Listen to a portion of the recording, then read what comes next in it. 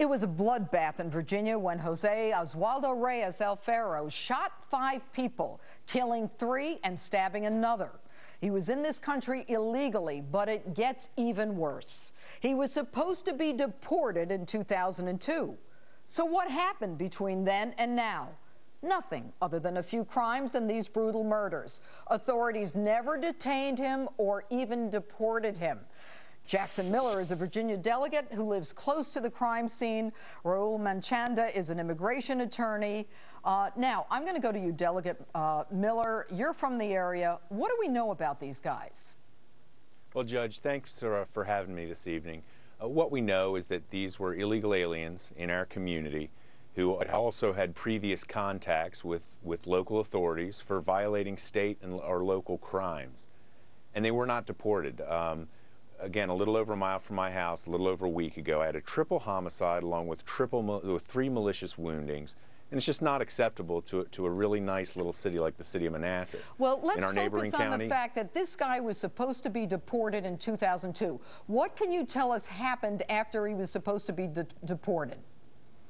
Apparently, after he was supposed to be deported, he did not show up for his hearings or his deportation. And then in the meantime, he had been arrested a couple times on local charges. And for whatever reason, the local law enforcement authorities, I was a police officer for 17 years myself, and I've seen this problem coming for as long as I was in law enforcement.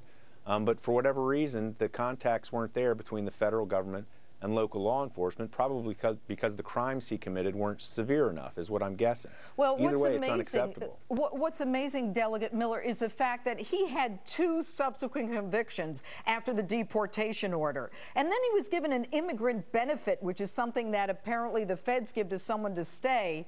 And now 3 people are dead and another 3 seriously injured. What can we do to stop this from happening?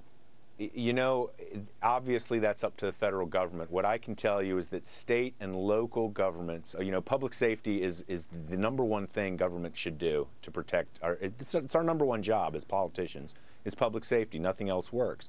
What we have to do is let the federal government know that they have to quit letting these people fall through the cracks. It's just absurd that they're giving criminals some sort of second chance to stay here when he shouldn't even have been here in the first place. Exactly. And now I'm going to go to Raul. Why are you opposed to the use of state and local police to enforce the law? And by the way, what the delegate didn't tell us was that there was another illegal immigrant in the same area who had been arrested and is charged with raping an 8-year-old who was supposed to be deported, and then another illegal immigrant who was convicted twice of drunk driving and then kills a nun and injures 2 others.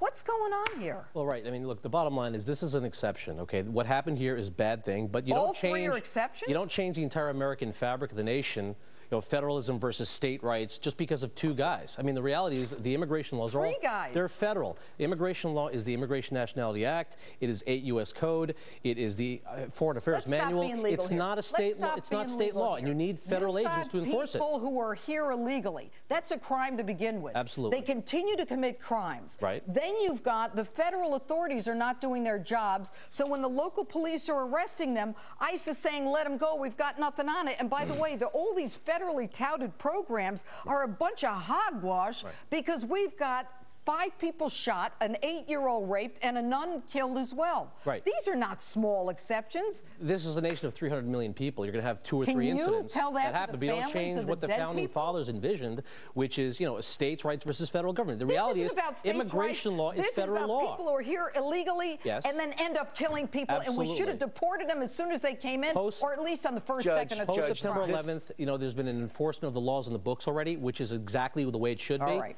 But you know, you can't just change the country because of That's the bottom line. I have a statement from ICE. Let's put it up here, where ICE says that they're sorry, basically, about all this stuff, and now they're going to implement a new policy that requires those individuals incarcerated in federal, state, and local who are foreign-born to be documented. Meanwhile, in 2008, they had this big program where all jail defendants around the state and local governments are sent to FBI, DHS, and ICE.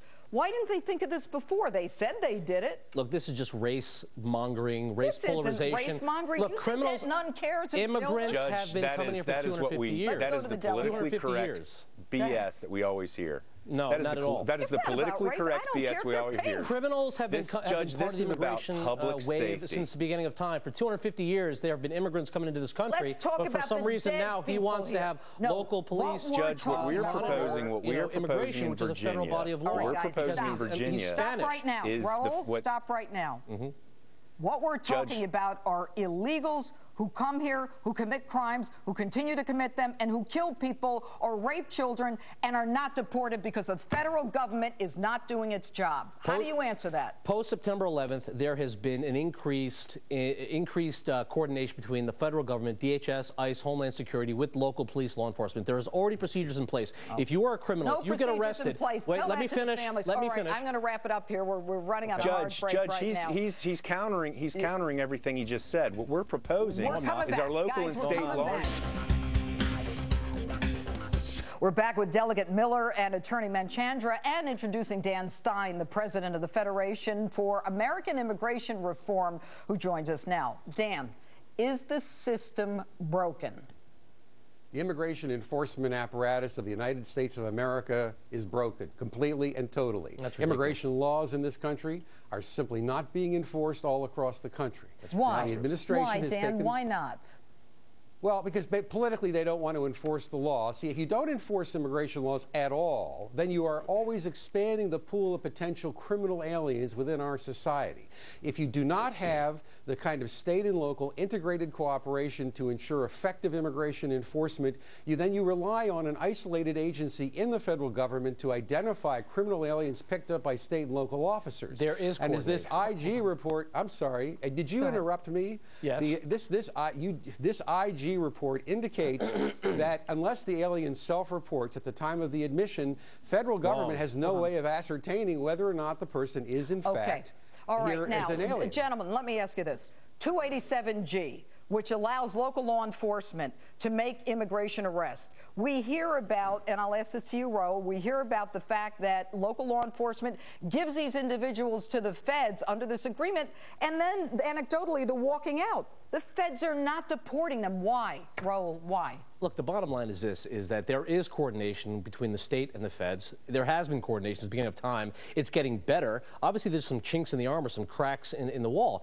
But you don't scrap the entire system and change the entire fabric of this country. Nobody wants to scrap the system. The reality is when somebody's arrested for a crime in this country, they have criminal arrest, then there's an immigration detainer that's placed on them. In other words, local law enforcement has a duty. They notify the feds. ICE then screens them, puts an immigration hold/detainer, does a background check on them, finds out if they are career criminals or if this is an immigration crime, and then puts them into deportation. And that's what's on the laws right now. Answer my question. That's what's happening right now. Wait a minute. Wait, this isn't about filibustering. The bottom line is, you answered your own question. You said the feds, once they're arrested, once they're illegal, they find out if they're career criminals. Do we have to wait for someone to be a career criminal if they're here illegally and wait for them to murder someone to deport them? No, what has to happen... Find out one crime, two, three. Wait, what has to happen is that there has to be more aggressive enforcement of what's already there. So you agree? We don't want to add more state laws and federal laws, changing the characteristic of this country. Dan, let me ask you this. It already exists. How do we fix this?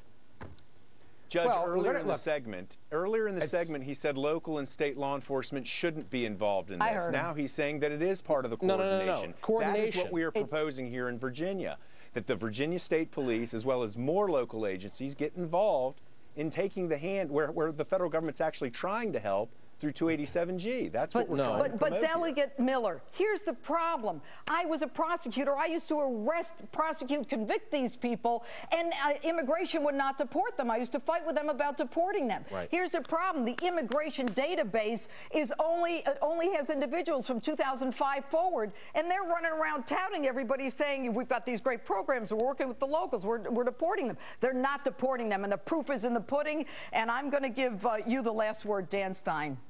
Well, I think people need to understand that organizations like the ACLU and others have litigated for years to stop state and local governments from helping enforce the law. And the minute this administration took power, they were under pressure to roll back the 287G program, roll back state and local cooperation. Janet Napolitano has stopped enforcing U.S. immigration law unless you're a violent criminal felon, and we simply don't accept that. That's a problem. Listen, guys, we've got a hard break here. I want to thank you, Delegate Miller, Raul, and Dan, for this very feisty discussion.